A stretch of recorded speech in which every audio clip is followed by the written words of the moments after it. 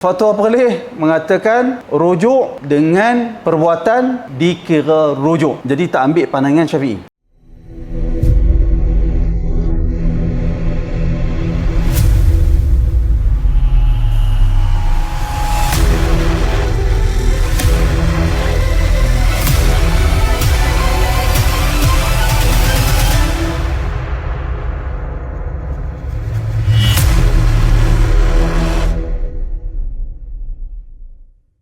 Okey, isu persoalan tentang talak. Seorang suami bila dia mentalakkan isteri dia kali pertama, maka berlakulah talak pertama, satu talak. Satu talak, kita anggaplah dia guna lafaz yang jelas, talak ataupun cerai. Dia kata dengan jelas. Jadi jatuhlah satu talak. Bila seorang suami mengungkapkan talak kepada isteri, mereka isteri itu ada tempoh iddah. Tempoh iddah iaitulah yatarabbasna bi anfusihinna thalathata quru', Quran sebut. Orang yang ditalakkan, wanita yang ditalakkan oleh suami dia, hendaklah dia tunggu diri dia, menahan diri dia selama 3 quru'. Ulama berbeza pandangan 3 quru' tu apa? Ulama mazhab Syafi'i kata 3 quru' tu maksudnya 3 kali suci. Maksud 3 kali suci tu apa pula? 3 kali suci ni dah alang-alang tanya. 3 kali suci ni maksud begini. Talak yang disyariatkan ialah talak, katalah ada masalah tak boleh nak settle. Seorang suami dia tengok memang tak boleh nak settle dengan isteri dia ni, tak ada jalan keluar yang lain. Yang ada hanya talak. Kalau dia tak talak, berlaku kezaliman, berlaku penindasan, ada hak yang terabai apa semua, jadi dia tak ada jalan lain, talak. Maka talak yang dibenarkan oleh syarak supaya si suami tak berdosa, dia mesti talakkan isteri dia ketika isteri dia suci yang tidak disetubuhi. Ini orang ramai tak tahu. Kalau seorang suami dia mentalakkan isteri dia ketika haid, ataupun ketika si isteri haid, atau ketika si isteri suci yang telah ditiduri, suami itu berdosa. Dia buat talak bid'ah, dia buat bid'ah dalam talak. Maknanya dia berdosa, si suami itu berdosa. Ini ramai orang tak tahu. Kalau tak nak berdosa, dia kena buat talak seperti yang disyariatkan oleh Allah dan Rasul. Apa dia? Dia kena sabar. Kalau anda buat satu keputusan memang tak ada jalan lain, mesti kena talak, maka dia kena tunggu. Dia tengok-tengok hari tu isteri dia haid, tak boleh talak. Sabar Ustaz. Dia kena tahulah. Lepas tu si isteri dia kering daripada haid, isteri dia salat, dia tak setubuhi isteri dia, pada ketika itu dia talak, dia tak berdosa. Jadi 3 kali suci. Suci itu sekali. Mari haid pertama, suci pertama, haid pertama. Suci kedua, haid kedua. Suci ketiga, haid ketiga, kalau tak berlaku rujuk, isteri itu terpisah balik rumah, terpisah ikatan suami isteri mereka. Kalau mereka nak rujuk, perlu perkahwinan yang baru, kena ada mahar, kena ada akad. Macam biasa, kahwin lain. Sekarang ni tempoh persoalan. Dalam tempoh 3 kali suci tu macam mana? Apakah batasan-batasan seorang suami dan isteri tersebut? Maksudnya dalam tempoh iddah, si isteri tu jangan keluar rumah. Tempoh iddah ni ulama berbeza pandangan juga. Sebahagian para ulama berpandangan dalam tempoh iddah, si suami dan isteri itu masih ada ikatan perkahwinan. Lafaz talak telah dilafazkan, tetapi masih ada tempoh, masih ada hubungan perkahwinan. Mereka itu masih suami isteri. Sebab tu kalau dalam iddah salah seorang meninggal, mewarisi harta. Katalah mereka, seorang suami menceraikan isteri dia, aku ceraikan. Seminggu lepas tu katalah suami meninggal, isteri itu berhak dapat harta faraid dalam tempoh iddah, kerana itu menunjukkan tempoh iddah itu mereka masih suami isteri. Jadi sebahagian ulama kata depa suami isteri tak ada batas apa-apa. Isteri itu kekal dalam rumah, tak payah pakai tudung, mereka bersama, berlaku rujuk. Itu satu pandangan. Dan pandangan itu bukan mazhab Syafi'i. Mazhab Syafi'i dia lain sikit. Dia kata Wanita yang dalam iddah tu dia macam mana kita nak kata? Kita nak kata suami isteri yang bukan suami isteri. Maksudnya apa? Kerana mereka telah si suami telah melafazkan talak. Jadi si perempuan isteri bukan lagi isteri yang sebenarnya. Tapi dia kena duduk rumah. Itu kena buat apa? Dia kena pakai tudung dan dia kena halang dari suami dia meniduri dia.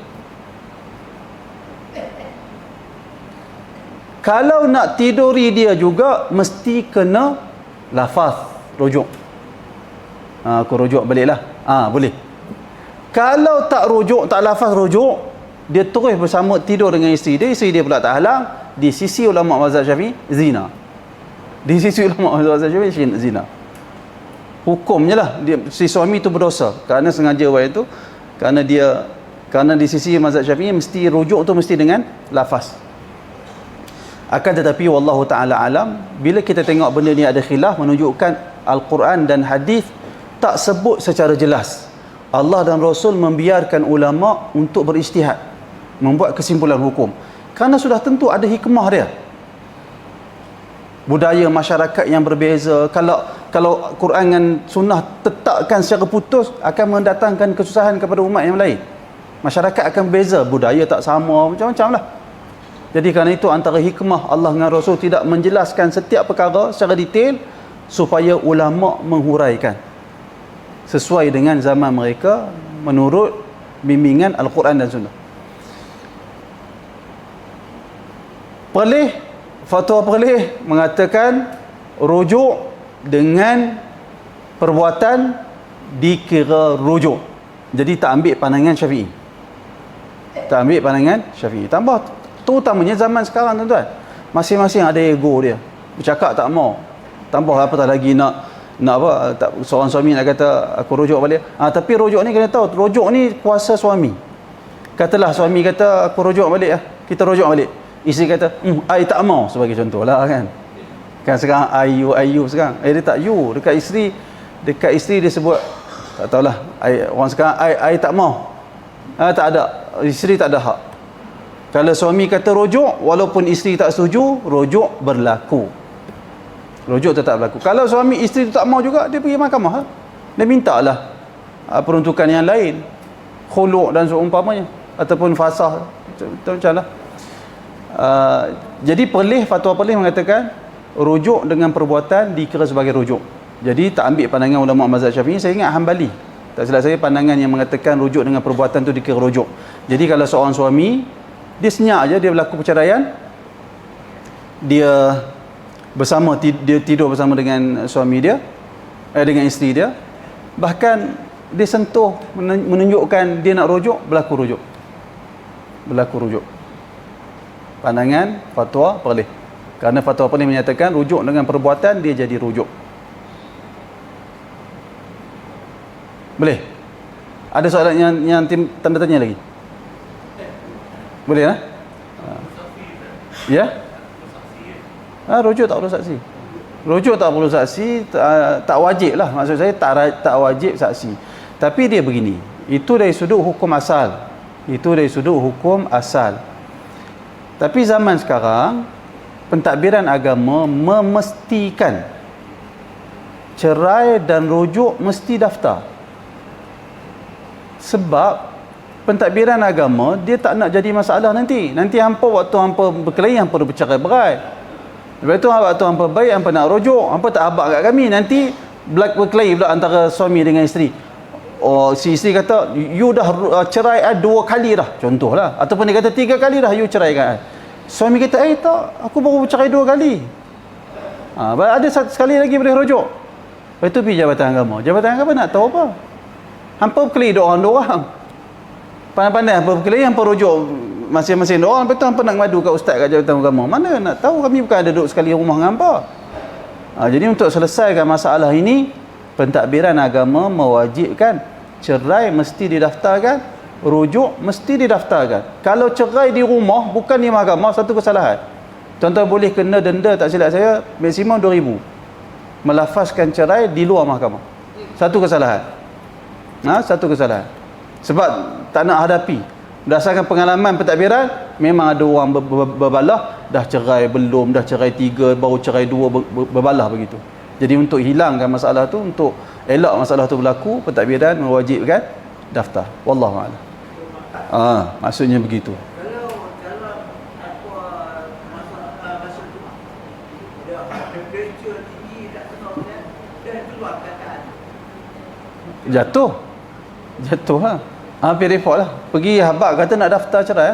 Lepas tu atas hakim lah, hakim nak nilai benda tu satu kesalahan atau tidak, Wallahualam. Kalau dia dah cerai di rumah, dia kena daftar. Dia ikut peraturannya, salah lah. Hakim nak kenakan denda atau tidak, Wallahualam. Atas hakim. Wallahualam. Boleh tak? Talak tak ada, tak sengaja. Melainkan waktu tu dia gila. Marah sampai jadi macam gila. Macam dia tak tahu apa yang dia buat, itu boleh lah. Tapi dia kena apa pun, dia angkat kes ke mahkamah, dia kena buktikan lah pada hakim isu tu. Wallahualam, saya ingat sekadar itu saja. Mudah-mudahan ada manfaat untuk kita semua.